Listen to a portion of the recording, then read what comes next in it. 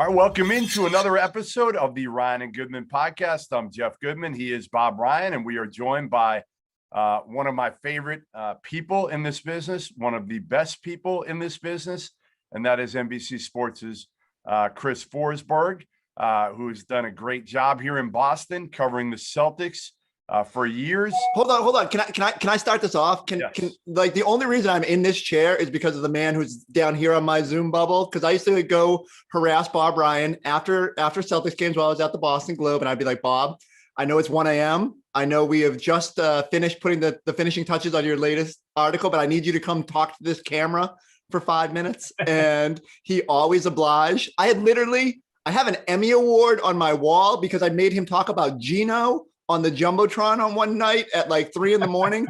And he gave this great soliloquy about the history of Gino and why it mattered. I'm just saying. So I am honored to be on here. I feel a little bit overmatched with the quality of talent that is already on this podcast. I've been overmatched. I've been overmatched for 2 years doing this podcast with Bob, so get used to it. That's very nice of you to say that. Gino will come up in my conversation over the weekend when I go to the Hall of Fame enshrinement because Garnett is being inducted, and no one enjoyed Gino. No one, no one in the stands enjoyed those moments more than Kevin Garnett. When they put that video up, whatever any coach was saying was utterly irrelevant to Kevin Garnett. Of course, the game was over anyway, but point is, he just loved it. Anyway, so I'll think about it. Anyway, thank you. Good to be with you, Chris. Listen, I'm wearing this hat in honor of Jaylen Brown right now, and the fact that we've lost Jaylen Brown for the playoffs, and how big of an impact that is to the Celtics. I'll throw it to both of you guys. For me, it's big, but they were a 500 team with Jaylen. They were a 500 team without Jaylen. I don't think they were going anywhere either way. But now it's just like, all right, is there any intrigue into this postseason other than the fact the intrigue really is, do they get knocked out in the play-in tournament? That's the intrigue now. Amazing that's what we've come to with this team. But I think with Jaylen, I think what's telling to me is that this is the same injury that Romeo Langford had last year in the bubble.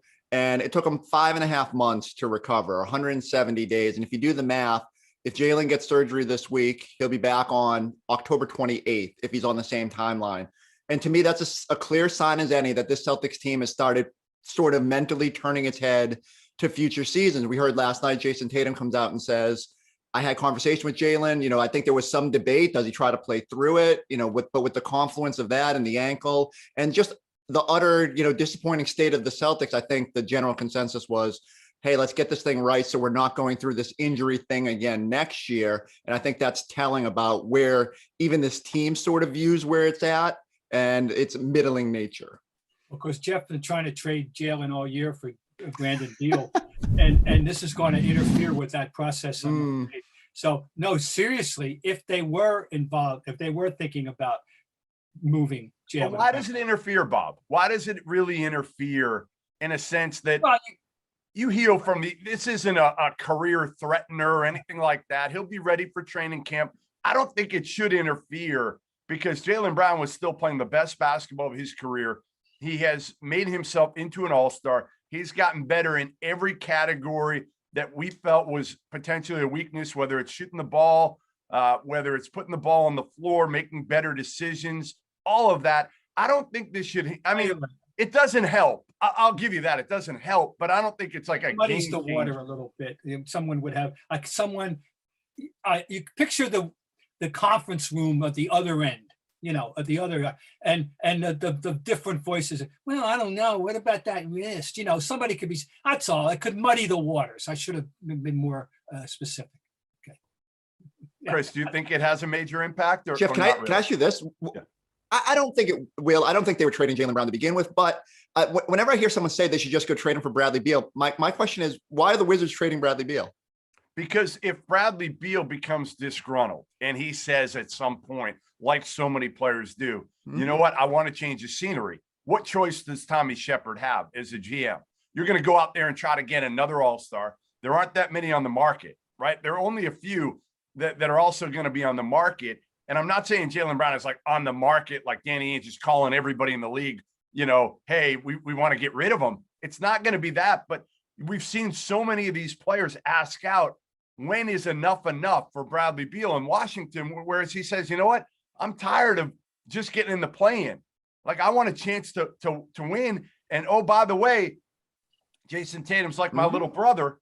I've grown up with him. I know his potential. I know he and I and Kemba could have a chance to go a lot further than just make the play-in, which is what Washington's doing. Will he feel that way when the Wizards eliminate the Celtics from the play-in tournament? I don't know. It's a good question. I don't know the answer to that. No. All I know is that this team has succeeded in making me sound, and every utterance I had, foolish and stupid. I was Chris, I was relentlessly optimistic that it would all work out eventually. That is, if they got healthy, which, that it would all work out. There were just too many good pieces. I still have faith in Brad. I was relentlessly optimistic. I've closed the book now, obviously. Yeah. I hope they don't go out in the play-in, because I just don't want to listen to it. But I'm like that always, okay? I don't care what sport we're talking about. I just said, oh God, I don't want to hear all this nonsense around here.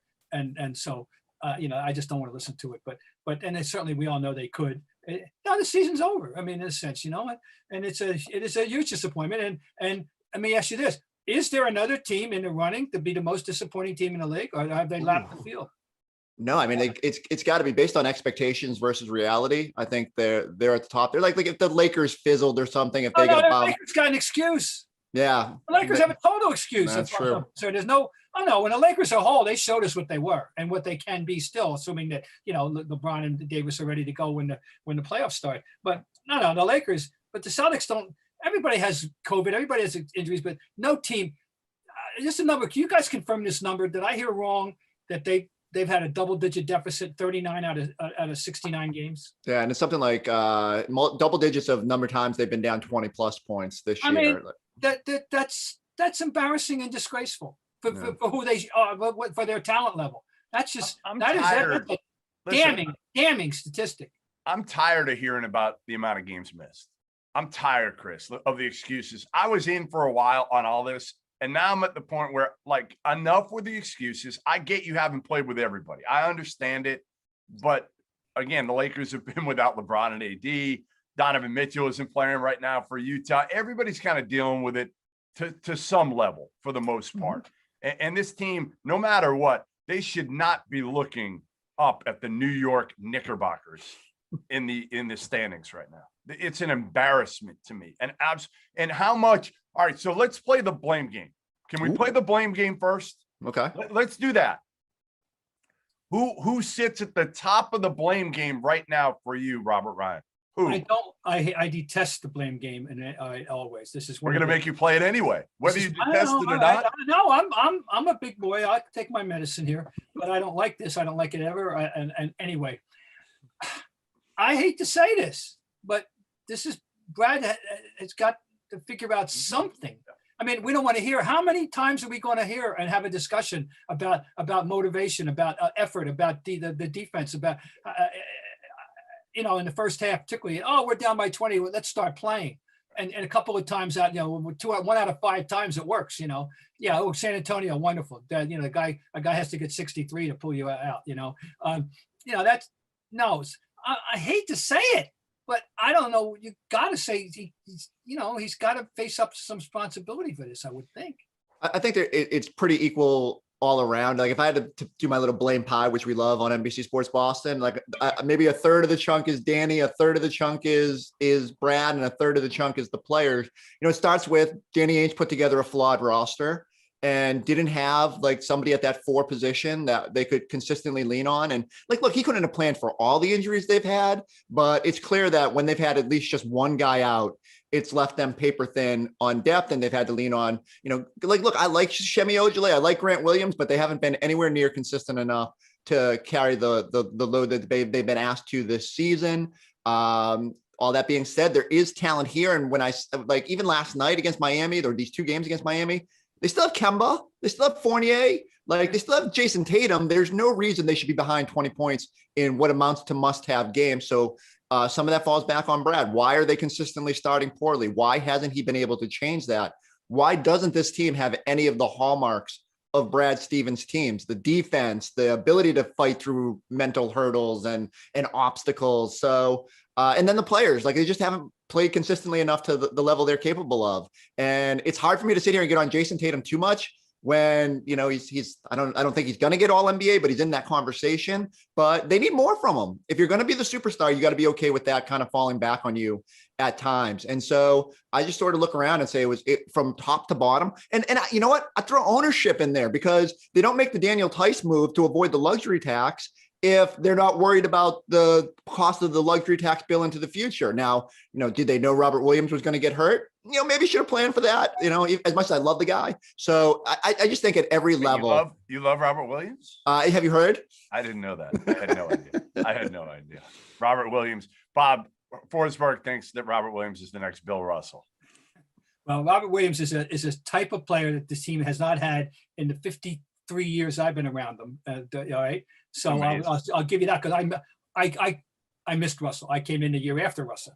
So I inaugurate the post-Russell era and with covering the Boston Celtics. They've never had a player of any consequence like this. Kevin McHale and Robert different kind of player. Completely similar.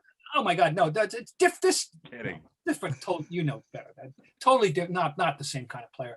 I mean, they're complete opposites. Kevin McHale and Robert Williams couldn't be more polar opposites. You know, except the fact that they're the same size. But they are. Yes, they are. Yeah, roughly. And their games differentiate. But anyway, I'm a member of the fan club.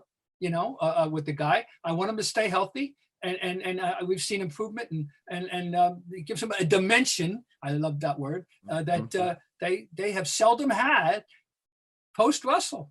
Yeah. So yeah. Listen, here's my deal with Brad.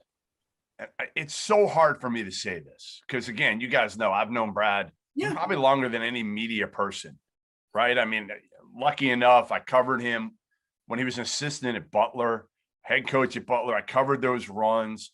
You know, weirdly, I'm here in Boston. He gets, you know, he's with the Celtics. So like, I've known Brad so long and I love the guy. I'll say it. Like, I know we're supposed to be objective. I love the guy. I think he's one of the best human beings you're ever going to meet. I always say, like, you need to pinch Brad Stevens sometimes and make sure he's real because that's how good of a human being Brad Stevens is. And I feel like because of that now, I almost want him out. Because I don't want him to go through what I think he may have to go through next year here in Boston if they don't win. I think he's already getting crucified by a lot of people, and it's only going to get worse because I don't see anything changing unless they move Jaylen Brown and make some other moves, right? Jaylen Brown and Marcus Smart and get, you know, to me, guys that fit Brad Stevens' system better. See, I feel like that's part of the problem here is, yes, Danny Ainge hasn't given Brad enough of the players that he needs for his system. And also, Brad hasn't altered his system, understanding that Danny Ainge hasn't given him the players he needs. You know, it's kind of like Fred Hoiberg when he took over in Chicago for the Bulls. They gave him Paxson and Gar Forman gave him like Jimmy Butler, Rondo, and Dwayne Wade. 3 guys who couldn't shoot the ball, really. And like, what is Fred Hoiberg? His whole offense is based around guys that have to be able to shoot the ball. So you were setting him up to fail.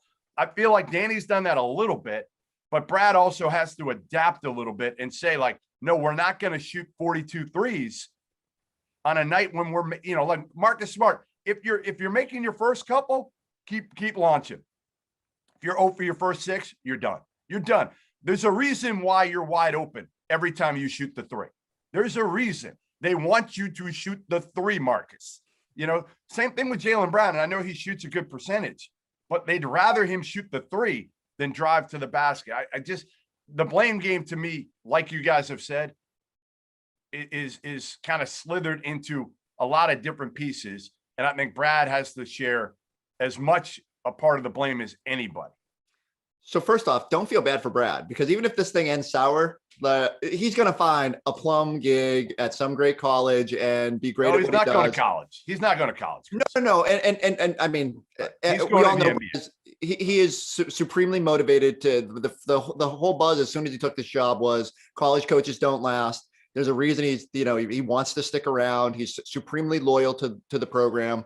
And so he'll be fine. I promise you, if it does go sour. I always think about what Doc Rivers said and the whole 8 to 10 year thing where, sometimes you just need a change as a person. I think we all feel that way sometimes, but Pop is able to weather that, and it's rare. Spoelstra now, but it takes a unique set of circumstances. The one thing I would say is, I think Brad is a phenomenal coach. I do not think he's the biggest issue this year. I would like to see them go maybe get an offensive-minded assistant, someone who can say, all right, here are the pieces we have. Maybe this would work. Maybe we can shape it a little differently. Sometimes when I watch the way Spoelstra finds the best way, and look, he's blessed with great drafting and the shooters they've got. But, especially in certain years, I think they could really benefit from that. Brad can make his bones on the defensive end, and, that's his hallmark, and not obviously not with this team, but I think there's ways to do this without necessarily having to tear it down. Hi guys, Cedric Maxwell here. I want to take a minute to tell you about Marigold Medical. I'm used to keeping my body in great shape, but with arthritis, even the most simple everyday tasks became unbearable. As soon as I called Marigold Medical, I knew I was in good hands. No drugs, no surgery, just an experienced team of caring professionals that wanted to get me back to doing the things I love. Make the call to Marigold Medical and get back to pain-free life. In a season had more variables than. All right. So what do you do, Chris? You're Danny Ainge.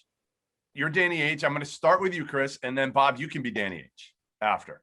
But we're going to start with Chris being Danny Ainge because, he's the guest on the show. Is Wick allowing Danny Ainge to be Danny Ainge this offseason? Yeah. Yes. So, okay. I think so too. And I think they're not going to overreact to, again, one of the weirder seasons in history. But I do think you're saying hey, get this thing right, or we do have to make tough decisions. I don't think anything happens with the core, barring a Bradley Beal popping free or some elite superstar that they do have to consider. But I do think what Bob said, the Jaylen Brown thing does add a layer of complexity to any deals. I don't think they were trading him anyway, but it does. If the opportunity pops up, it's not as easy as just making that deal quick. And I think the Celtics ultimately would have to throw in a whole bunch. I think it starts to come around. What are the best pieces that accentuate this core? If Kemba, the Kemba we've seen the last couple of weeks, who's starting to play to a better level, is in a more normal season, is he capable of sustaining that? Can his knee hold up as he's now 31 years old? So that's a tough decision. And it might come down really to what's the cost of moving Kemba? Do you have to give up multiple first-round picks to get a team to absorb that salary? Are you able to take back another bulky contract that maybe comes off the book sooner, or somebody that fits as a better playmaker alongside the Jays? And then you turn your attention to Marcus Smart. All right, the payroll is going to get out of control here in a hurry. Jason Tatum's extension kicks in. Jaylen's going to get a little extra based on his all-star year. Are you willing to keep him around at the number it's going to cost 2 years out? Or do you move him now? Is he a part of this core? Fournier, resign. It all comes down to assessing the complementary pieces. I like what I've seen from Fournier. Do I want to pay $20 million a year for it? I don't know. I don't know if that necessarily, if when healthy that. Chris, can you pay $20 million? You can, because you saved enough money this year that you probably can't use the excuse that it's the luxury tax is getting too high. But it does. If Evan Fournier gets $20 million, then Marcus Smart and Tristan Thompson are probably packaged and dealt for something else, or Kemba goes out for a slightly lesser player. So it's all part of the puzzle. But that's a big payroll, and it's going to be. I think they're already in the top 5 of payroll for next year before Fournier signing. And so if you're not part of that elite core when this thing gets going, then that's when from ownership down is going to say, we need to make some changes to get this thing to a level where you are competing. So to me, it's work on the fringes, but still a lot of tough decisions. Well, this is a game I hate playing. I hate all these games. I'm not good at this. I'm really not. First of all, I don't know. See, unlike Chris, unlike you, Jeff, I don't know the contracts numbers. I don't have, I'm not on Chris top. will help you with that. Chris can help you with the contract. I don't have any idea. So I could propose something to be completely impractical because of the whole contractual situation that I do not know. So, but in terms of sheer personnel, you know how much I have, Jeff, clung to Marcus. Oh, yes. Mm-hmm. I have nominated myself not only as a member of the fan club, but an officer in the hierarchy of the Marcus Smart fan club. But that, maybe you do have to now. One more year at about 14 million, right, If Chris? someone else is equally in love with him as I have been myself, there's someone in another team, and then what is this for? For what? I don't know. But the thing about, I'll just go back up for a second. My big complaint for 2-3 years was simply that I like the core, but that how many times have I said nobody on the bench was a registered jump shooter? Mm-hmm. An instant offense guy. They tried to rectify this with Fournier, and it looks like it wasn't a bad idea the way he's playing now.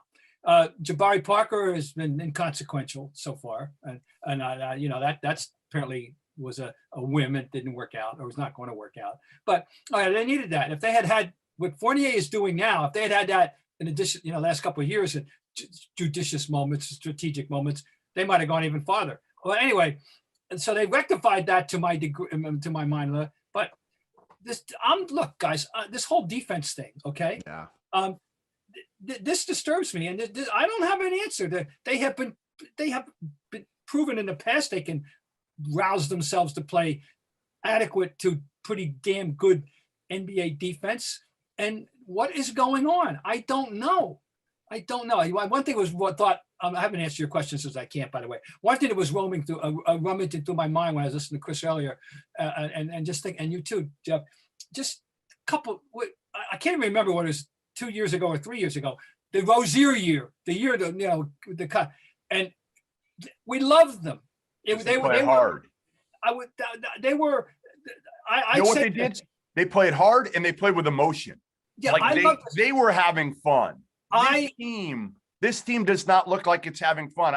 I said this to somebody the other day. I said, I don't think Jason Tatum and Jaylen Brown dislike one another, but I just can't tell that they love playing with each other. Neither one, you don't see those dudes chest bumping each other after making a big play. They don't make life easier for one another, and they need to. That's the thing that to me bothers me about those two. They've been together for so long now. They came up together for the most part, and they don't look like they've ever really played together. Well, that's interesting. You're right to a degree. I mean, I can't argue with that. But I was just going to finish the thought I had earlier. That team that year, I live in a hockey town, okay, and I have the only time. It was the first time since the height of the Bird era and the Big Three era that I heard basketball chatter in this town, in the coffee shops, in the convenience store, Mm-hmm. around in the spring, such as there was with that team. And it was an overachieving team maybe, but it was really fun. You're proud of them, It was you rooted from it was your high school team. And that's what you want ultimately as a fan. And to think that they had that at that point, and then we're talking in the terms we're talking now, and we're assessing a season with some of these horrifying games. And was last Sunday the Nader down 26 and getting booed off the court at the half, or do they still have something in store for us? Oh no! Even worse. Oh, no. I don't know. Playing trying to make her get ugly. But it's such a frustrating conversation. It's just a conversation you never would have thought you'd be having, at least certainly at the start of this season. No. So Bob, do you keep Brad? Listen, you're at the point where I know you're still far more reluctant to make a move on Brad than I am now. I'm there. No, I'm at I that like point. what you said. I like what you said about wanting to save Brad from this this potential stink, that could be that's going to emanate from all this. I would have I like that. I would get him the job with the Pacers. Seriously. I would hope the Pacers. Do you know? I don't know what the deal is with this, Chris. You probably don't either, because again, Brad's agent is his wife, so there's not a lot of leaks out here with his contract. But would there be an offset if Brad did go to the Pacers?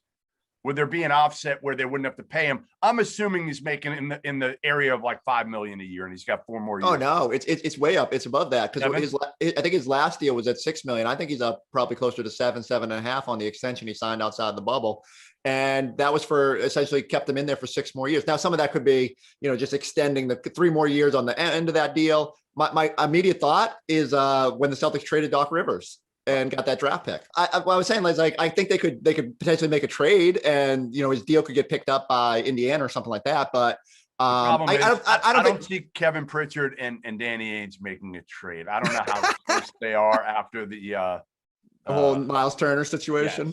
Yes. I don't know that's going to happen smoothly. Let's put it that way. So, but I do see that being the perfect situation, right? The Pacers are struggling. They've underachieved too this year, certainly.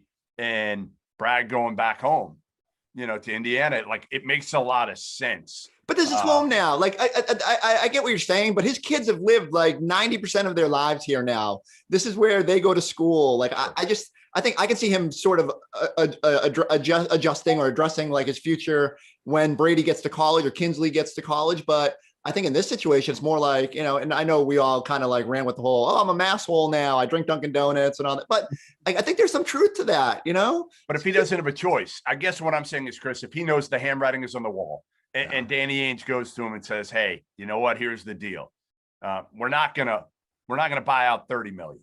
We can't afford to, but next year, if you can find something, let's have a candid conversation. If you can find something like the Pacers that will give you a fresh start and we're off the hook for, out of the 28 million or whatever it's going to be, we're off the hook for half of it. Go take it. Can we just say how preposterous it is that we went from going from 3 Eastern Conference Finals in 4 years, and this idea that like Brad was going to be here in perpetuity, and now we're like, well, maybe if they could offset language in his contract. It's just so weird how things can change in one really disastrous, ugly season. 1.5. Yeah, that's fair. The bubble wasn't great either for them. They went to the Eastern Conference Finals. They did. The expectations were. It's weird because the expectations going into the year a year ago weren't that high, but then as Tatum became Tatum, then they and again, I still tell people, like, if Gordon Hayward's healthy, I think they beat Miami. At this point last year, gentlemen, remember, they entered the bubble playing great, and Hayward everybody was saying, this is it. This is why you got Hayward. He distributes. He's a perfect fit with these other guys, but blah, blah, blah, and then he got hurt, which he always does. He's hurt now. It's just so it's going to be ironic when he comes back for that Charlotte-Boston 7-8 matchup, and him and Terry Rozier somehow run you off the court. And I mean, you want to talk about you asked how it could get worse? Losing to the former Celtics and Brad Wanamaker hitting a game winner or something. That would be about the coup de grace. Yeah, no, I can't. So you guys both would say, hey, you're not trading Jaylen Brown for anything, including Bradley Beal. Like if I told you, if I gave you the scenario where you didn't have to part with Bill Russell, Robert Williams, but you could get Brad Beal for Jaylen Brown, their first round pick this year, and let's say Romeo Langford. Oof. I don't think the Wizards are doing it. I think you're gonna have. All right, Aaron Neesmith. How's that? I mean, I still don't think the Wizards are doing it. I think the Wizards are going to hold out. Like, I think they want Jaylen Brown and multiple first-round picks. Like, Bradley Beal I know he has his flaws, but he's also potentially going to be the scoring champ here. He is still youngish. You are getting the guy who pairs perfectly with Tatum and ensures that he's going to be around long-term. So I think, like, Tommy Shepard's no dummy. He would be there and trying to get as much for them as possible and trying to set up their future with not just the young player, but picks. Sure. Again, it would have to go really bad. I thought the Wizards would have to bottom out, or not even bottom out, because then we would have had a pick, but be mediocre, 8th pick in the draft. And you. I'm totally with you. I think the Wizards but here's where we're at. Well. Every offseason we say, there's going to be no star available. And every offseason a star becomes available. So who is this year's James Harden? Who is this year's, it could be Beal. Listen, it could be Beal. If they sneak into the playing game and maybe he doesn't. Listen, how many guys love playing with Russell Westbrook? Like, they love the competitiveness. Right. And I've actually been told Beal and Russ get along well. However, still, you've got a ball dominant guard there. And I don't know. I just think Beal fits better with the Celtics. If you put him with Tatum and Kemba, see, I've seen Beal since he was 15 years old, and I know he can move the ball. And I know he's got a really high IQ. And I know he's not like the greatest defender, but he's an above average defender. And I know he's a better shooter than his numbers would indicate right now.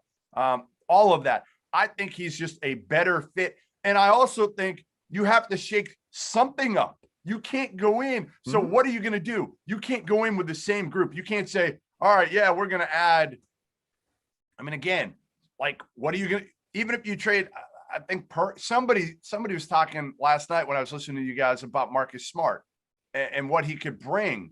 I don't know if it was you guys. I heard it somewhere. It was like Marcus Smart's going to land you some all-star. And I'm like, no, like Marcus Smart is a complimentary piece. That's what he's going to bring you in return. Trading Marcus Smart by himself is not going to get you anything significant. To me, again, you've got to trade one of, well, it's not one of. You've got to, if you want to shake it up, you have to trade Jaylen Brown. Jason Tatum is untouchable to me. Untouchable. Jaylen Brown is not. He's not. I have a little side. What are we setting up, gentlemen, for a final day reenactment of George Gervin and David Thompson for the scoring title? Yes. It could be fascinating. Are they? Didn't people care about the Iceman against David Thompson? I'm not sure they care about this one that much. Oh, I don't know. If Steph Curry has a chance to get the record, they better put that in prime time on Sunday night. Let him gun, knowing he's got to get like 52 or something. That would be fun. Oh, that'd be amazing. That part of it would be fun. They'd boost the ratings on that one for sure. And hey, Bob, while we're on I don't know if we've ever talked about this, but Chris will enjoy this question and this answer from you. Where do you put Steph among the most exciting players you've ever seen play, Bob?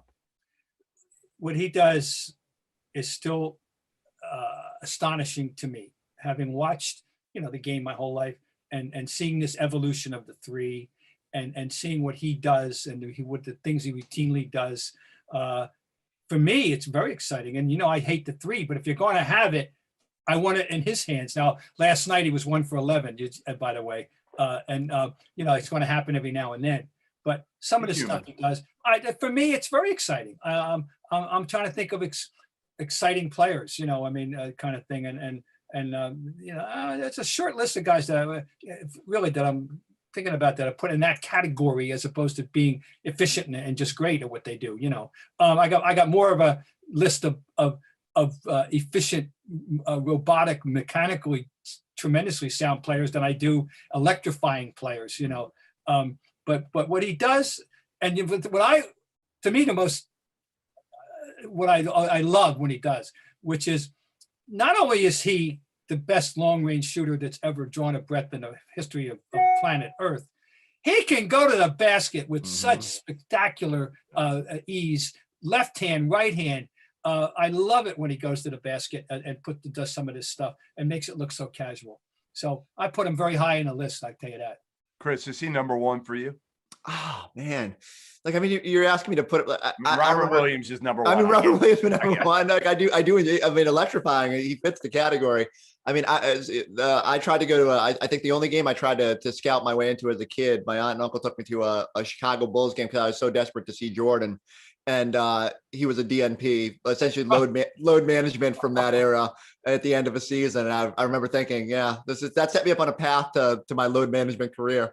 But no one has ever had to be picked up at 40 feet in the NBA. And I know there's others that are starting to do that, and Trey and all that, but Steph's just a different beast. The rapidity with which he gets off his shots is just absolutely absurd.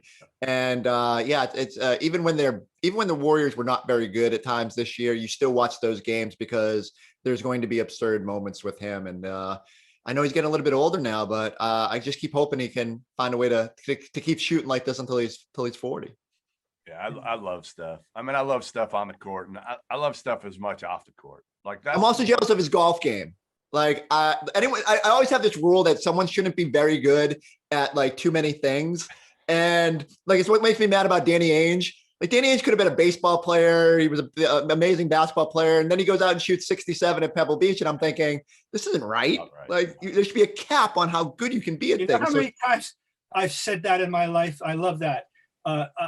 Woody Allen can play the clarinet. That's not fair. At a professional level. I went to see when Meryl Streep sang her own songs and Postcards from the Edge. It freaked me out. That's not right. That's Meryl Streep. She should have one talent. She's got. You're right. Oh my God. I totally agree with you. One talent's enough for everybody. Bob, you have multiple talents though, writing and TV. You have multiple talents. I'm far from a polished TV person. I'll hang my hat on the writing. All All right. So again, we've kind of gone through it. Let's, do you guys want them to bow out early here? Do you want them to be done to get the highest draft pick they've been able to get? The one thing I'll say to that is, just because they get pick number 14 instead of 18, let's look at Danny Ainge's recent track record of like picks in that 15 range. Chris, they haven't, you could probably rattle them off better than I can, but where did I borrow Uberselli or whatever his name? Where was he pick? I was going to say, so the ones that jumped them out immediately are Yabu, Zizic, James Young, Romeo Langford. They've had some questionable in that 16 to 20 range. Now, all that being said, they got Terry Rozier there. They just get Aaron Nesmith there, who, when given the opportunity, has made it a little bit easier on me to stop obsessing about the fact that they didn't get Sadiq Bey. So I don't know. They've got Robert Williams there in the late teens, and go way back to Avery Bradley and stuff like that. It's all such a dart throw. I agree. I don't want them to bow out of the play-in tournament early just because they can go from, say, 16 to 13. Right. Even with the flat, it means little at that point, because right. You don't know who's going to be there. Right, exactly. The board could be. They missed out on Hero 2 years ago. That was a tough one when they had Langford one spot behind Hero. That hurt them. But generally, I don't know how much of a difference it makes from 13 to 16. No, and so I know it's hard to get excited about what's ahead, but I was a little bit curious going into that second Miami game. Okay, Jaylen's done. This team doesn't have that burden of expectations anymore. There's no sense complaining about the injuries anymore. Would they play looser and freer? And for the first half of that game, I was like, ooh, maybe they're just going to try to play fast and do crazy things and just see what happens. And then the second half came around and they just forgot how to play defense again. And so I don't have great expectations, but I don't have great expectations that they can ratchet it up in a game that matters based on the last two games. But they could draw a Nets team and at least push them a little bit, but I just don't think they're getting out of that first round. Do we want to see that? Do we even want to see them against the Nets? Kyrie getting a victory. So yeah, I don't know. Like, do you avoid getting knocked out by Gordon Hayward and the former Celtics All-Stars, but then you have to go watch Kyrie get some momentum on a potential title. Yeah. That. There's no way these playoffs play out well unless some real crazy magic happens. No. Just a matter of degrees. So what negative circumstance? It's going to be a negative circumstance. Just a matter of degrees how bad.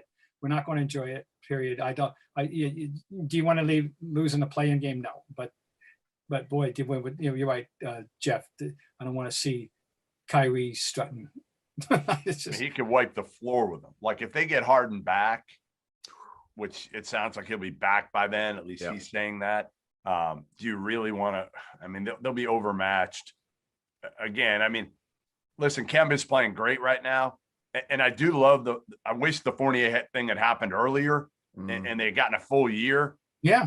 With all four of these dudes and Robert Williams. Like, I'm there and I do go there of like thinking the what if game. Of course. But I also am like a realist of, you know what? Do we want to go back in with the same group that I just don't think those top three players fit well together? No matter what else you add, I just don't think they complement each other well enough.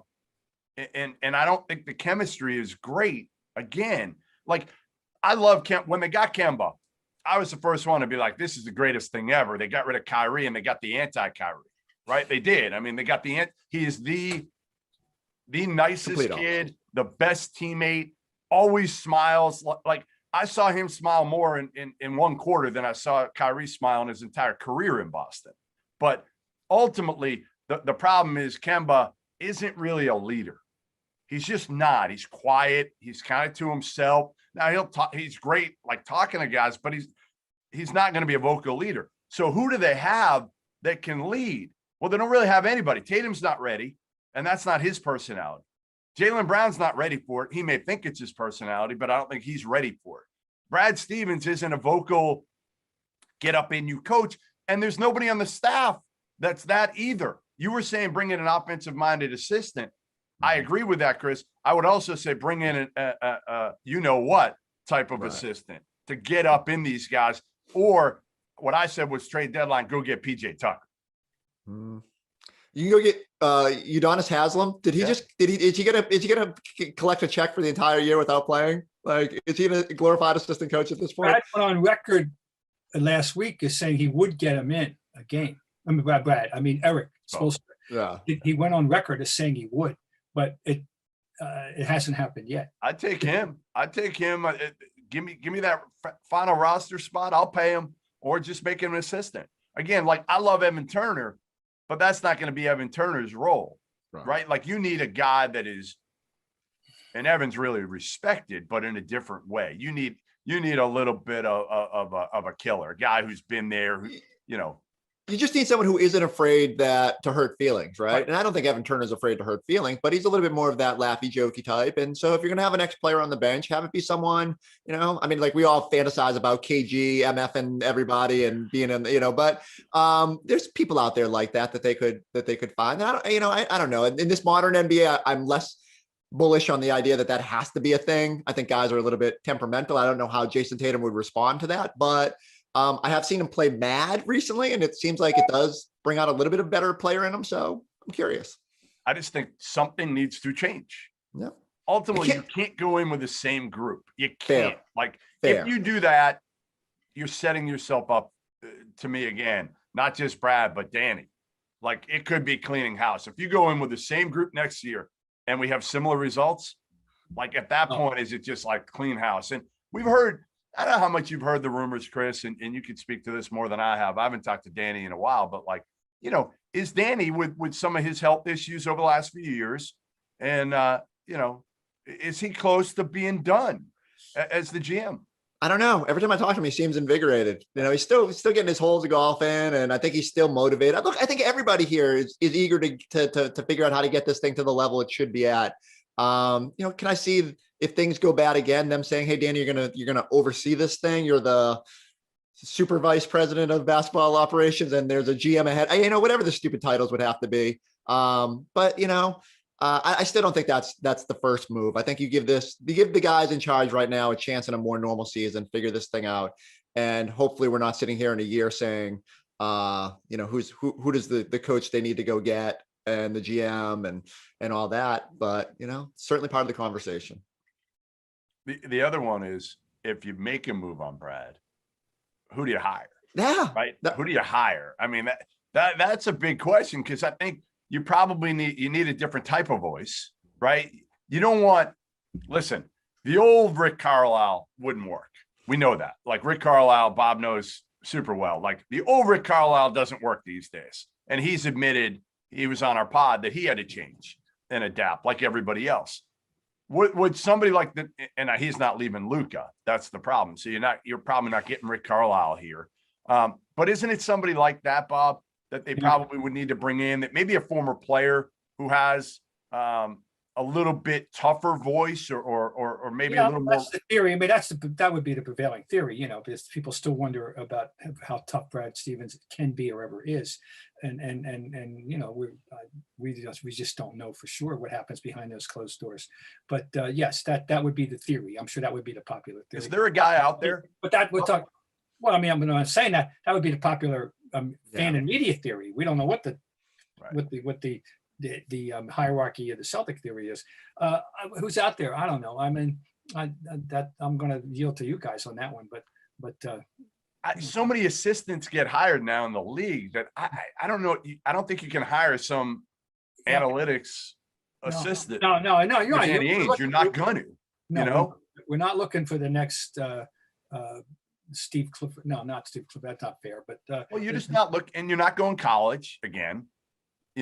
So, like, who are you? Who are you going with at this point? That's proven. KG is the answer to every question. Throw him enough money. KG. We'll just get Kevin Garnett can be the let him take over and see what. No, I mean, I don't have a great answer for you there. It's just I don't know if there's anything. There's no Doc Rivers, Daryl Morey package out there that you're plugging in and playing, and that makes. I don't want a recycled guy. I don't want a recycled guy again and again and again. Worked out pretty good for Philly.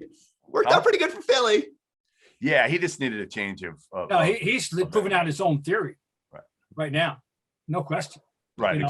Exactly. No, that's certainly working because we knew if there was anybody that could broker the peace, and not that they hated each other, but between Ben Simmons and Joel Embiid, like who better than Doc Rivers? Like nobody.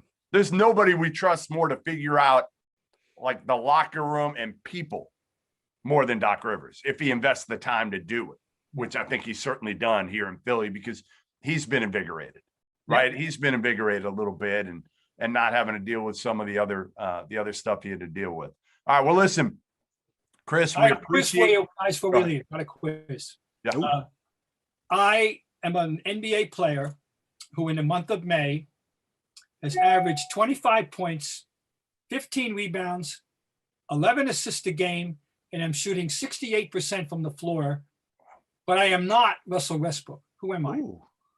25, 11 rebounds. No, 15 rebounds, 11 assists, and I am shooting .679 from the floor. I mean, Julius Randle's not at 11 assists. I've had such games as 21, 15, 21, 20, and 9. I've had another game, 32, 19, and 9. I'll give you a hint. I am a second generation NBA player. Sabonis? Ooh. Domantas Sabonis is having the quietest, spectacular month in my career. I took note of this the other day. This is in 7 games in May. He's averaging 25, 15, 11, and shooting 68%. He's awesome. Another play-in potential. That's right. And he was coming off injury, right? Yeah. He missed a lot of time. I mean, that's a team that honestly you could see if somehow there is a Brad Stevens component to this. Pritchard and Danny should be talking a lot in the offseason. They really should. They should get together. I don't know where they want to meet. Maybe they can take in a Red Sox game or something on a nice day and just talk for a while and just see what comes of it. All right, I just wanted to get that one in there for you. It's a good stat. It is a good stat. Chris, we appreciate you joining us. Keep doing what you're doing. Honestly, so much fun to watch you now. Getting rep upon rep upon rep. I'm almost tired of seeing you. I'm almost tired. I think your wife is probably tired of seeing you on TV. But 100%. No, you're honestly, I mean it. Like, terrific job. I'm glad everything has worked out so well for you, and hopefully you'll get a interesting off season. It'll start a little bit earlier than you thought. I think it will be interesting is the right word. Thank you all. All right. So long, Chris. Chris Forsberg, NBC Sports Boston. We'll see you next week on the Ryan and Goodman podcast, and make sure you